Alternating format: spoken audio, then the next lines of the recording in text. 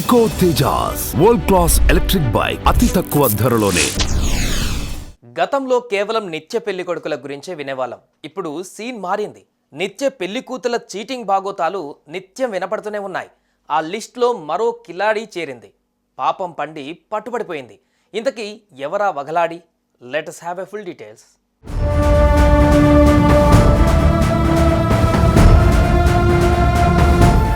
సొసైటీలో నీతి నిజాయితీ అన్నవి రోజు రోజుకి అడుగంటిపోతున్నాయి.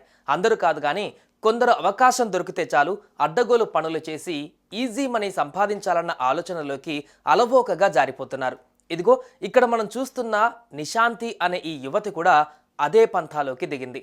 తమిళనాడుకు చెందిన ఈ యువతి తాను మెడికల్ స్టూడెంట్గా అవతారమెత్తింది.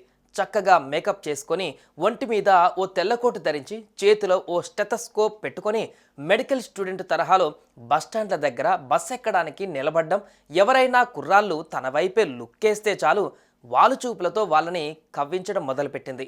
ఆ తర్వాత వారితో మాటామాటా కలిపి లవ్ చాటింగ్లోకి లాగేయడం మొదలుపెట్టింది. ఓ డాక్టర్ అమ్మ తనను లవ్ చేయడం, పెళ్లికి ఓకే చెప్పడంతో ఆనందంలో మునిగిపోయి ఆ తర్వాత పెళ్లి చేసుకొని కొన్నాళ్ళు వారితో గడిపిన తర్వాత పెళ్లికి వాళ్ళు పెట్టిన నగలు, రూమ్లో ఉండే విలువైన వస్తువులు డబ్బుతో చెక్కేసి వెళ్ళిపోవడం మొదలుపెట్టింది.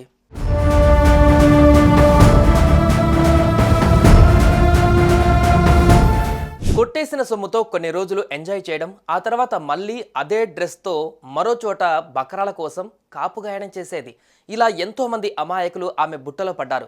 లక్షలకు లక్షలు పోగొట్టుకొని బయటికి చెబితే పరువు పోతుందన్న భయంతో గుట్టుగా ఆ బాధను దిగమింగేశారు.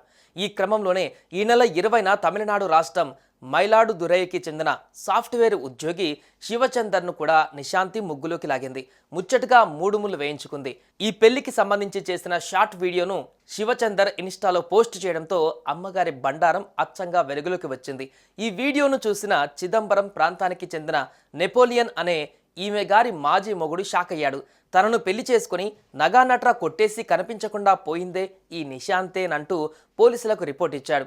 అతను చూపించిన ఆధారాలతో పోలీసులు కేసు నమోదు చేశారు. ఆ క్రమంలో ఈరోడ్, చిదంబరం, మైలాడుదురై ప్రాంతాలతో పాటు మరికొన్ని చోట్ల నిశాంతి మీద చీటింగ్ కేసులు నమోదైనట్లు గుర్తించారు.